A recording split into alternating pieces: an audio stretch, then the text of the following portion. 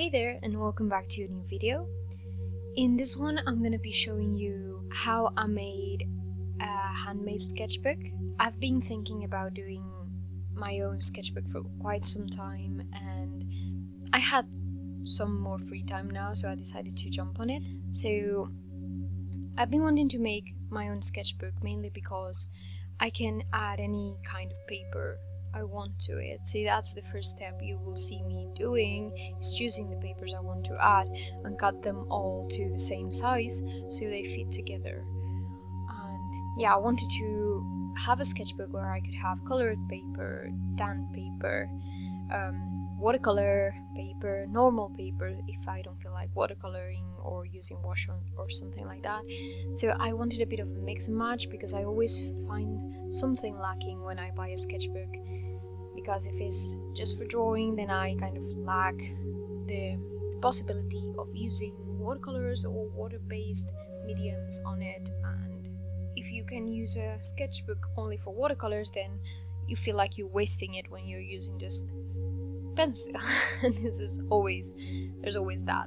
So I wanted to kind of mix and match. So in my sketchbook here I've used toned tan paper, black paper for some pages because they're fun to paint with wash, and maybe do some sketches with colored pencils might be fun too. And then I added normal drawing paper for pen and ink and pencil and stuff like that. And I added quite a lot of watercolor paper, different kinds that I have around, to see how it works. It has quite a lot of pages. I was expecting it to be thinner, but honestly I don't really mind, because then I have a really big sketchbook I can go through it, and I'm quite excited about starting it. So yeah, you will see the steps on the video if you want to kind of follow it along, but it's a bit of a hard thing to record, and as I have never done a sketchbook before, it's kind of more confusing. But I have made little notebooks for me, and I know kind of how the sewing process for binding it and all of that, but there's still some things that I didn't know how to apply to making a sketchbook. Depending on which kind of sketchbook you want to make, you have several techniques, of course. In this video I'm only going to be talking about how I made it, because it's the one I'm familiar with, but I know other techniques and I know a bit about it. So I'm preparing a blog post that will be kind of complementary to this video, where I talk a bit about other steps you can take, or kind of alternatives, or simply explain the steps a bit better so you can maybe follow along better. The steps will be: first to choose and cut the paper all to the same sizes, then bend the paper in half and distribute it in smaller bundles, because, well, depends on the thickness of your paper. If your paper is too thick, then make small bundles with it. It will be easier to sew, and it will also be easy to pierce the holes through it, and everything will be much easier. And then you will also have to cut a bit less of the remains of the paper to make it equal. I'll explain this in a second. You should make small bundles with your paper, but if the paper is really thin, then you can make the bundles with a bit more paper. As in this sketchbook, I have mixed and matched a bit of everything. I have some bundles that include more paper and others that include less, depending on the thickness of the paper. When you have these bundles, you'll see that the pages, when you bend them and put them together, you will see me doing it on the video. But if you try it with a piece of paper, you will realize what I'm talking about. It's kind of hard to explain, but when you bend it, there's some bits of the paper on the middle of it that will go out, and then it won't be even. Usually, to make it a bit prettier, you should probably cut it a bit, and that's what you will be seeing me doing with a cutter later to put it all together. And of course, the more paper you have there, the more it will go out, and the more you will have to even it. And it's honestly kind of a boring process, so I will rather make smaller bundles than have to cut all of that. Especially because my cutter is not that good and I kind of hurt myself every time I use it. So after that, what I did was choosing a cover, and I painted it. I myself, I keep the backs of the sketchbook, the ones that are kind of hard cardboard, usually for cutting over them, because I don't have a cutting table, or to use them any place they might be useful. And I actually recycled one of them. I painted it black for one side because the other one will be glued to the paper. But yeah, I painted it black and I let it dry while I worked on piercing the papers. I first wrapped them all and marked them all with a pencil. There's not a specific number of holes you should have in this kind of binding.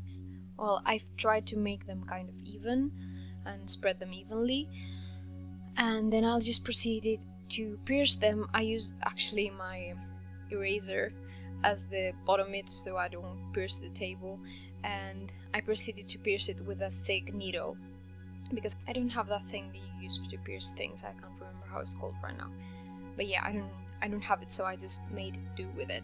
After that, you can just proceed to sew it, but honestly, I don't think I'll be the best to explain that because I'm kind of doing it my own way. I have seen how you bind sketchbooks in different ways, but honestly, I kind of do my own thing after trying it on the notebooks that I've told you about before.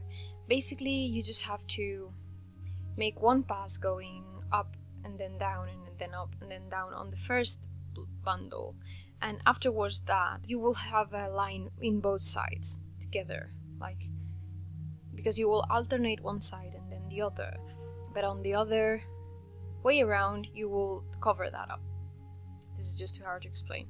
You just kind of go through the pages and one by one you unite the next bundle and keep sewing it, and then unite the next bundle and sew it together. But honestly, I'm pretty sure you can find videos out there that explain it better, but if I can, I will try to explain it a bit better on the blog post, because I don't know if it's kind of explainable in text either. But yeah, it was also really hard to record, so I recorded a bit of it, but then I realized that you couldn't appreciate what I was doing anyway, and by the end of the sewing process I realized that I could record it in a way that will be a bit more visible, but still I don't think you can really appreciate what I'm doing, so I sped it up anyway.